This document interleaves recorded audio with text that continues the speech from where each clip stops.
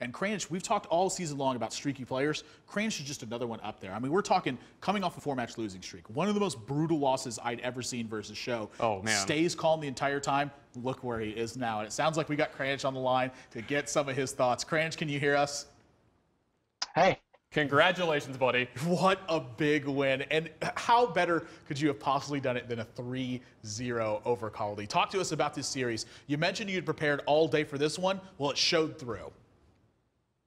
Yeah, as you guys watch, Rogue was my secret weapon to beat Kaldi. I think Kaldi usually plays like handlock, and I've heard that Team Archon guys usually say that Oil Rogue is favored against handlock, and I agree that. And also, Kaldi usually plays mid-range paladin, which is really weak against Oil Rogue, and that's why I prepared Rogue to beat Kaldi. Yeah, unbelievable stuff from you here, Kranich. Now that you have locked it up, you are coming to Texas. Tell me what's going through your mind. How happy are you? What's the first thing you're going to do when you get here? I just want to know everything. Well, I have no idea.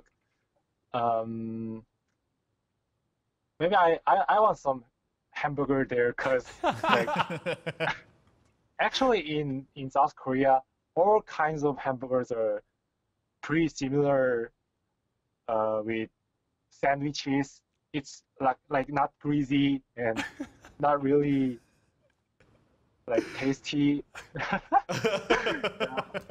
I'm glad that we've painted such a beautiful picture of American culture in other countries. No, seriously, food here is great, but I want to talk about, this has got to be, you got to be having some flashback moments right now. Go back to the World Championships for a moment here. Nobody was paying attention to the Korean scenes then, or the Chinese scenes, or really much for that matter in the Eastern set.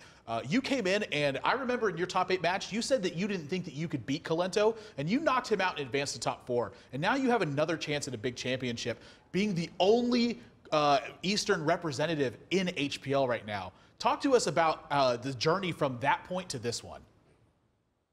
Well,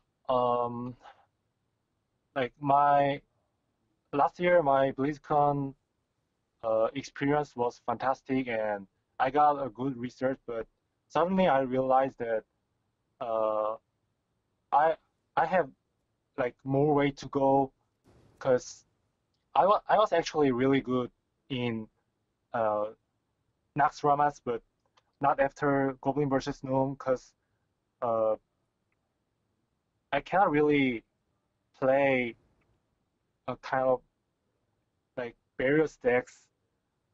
So when I realized that I'm not good enough, I just try to understand the meta, all the meta games, and try to practice decks which is good in current meta game, and that's what I did. That's what I did for like past a half year, and now I feel really good because I made to playoff, and it means I'm doing pretty good in this meta game, I guess. All right, so now for the kind of hard question. Now that you're in the playoffs, what do you think your chances are of winning it all? And is there anyone that you're scared of, you're worried about who you match up against, those kinds of things? Well, I have no idea that like how much percentage I have like to win the playoff, but I love all kinds of great story, because I made to playoff like really hard, and if I win the whole series, it will be really great story, I guess. And I think there are some good players like Dog, Show, and Purple, I guess, but I don't know, because in the regular season, I also competed with those players, and like sometimes I won, sometimes I lost, and yeah, I think I also have some power to compete with those players, I guess. Well, I totally agree with you. And, you know, you've won some matches, you've lost some matches, but the important ones are that you've won when it counts. The clutch matches, when it came time to it, you stayed composed and you got the job done.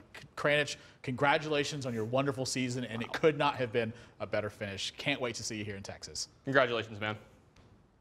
Thank you very much.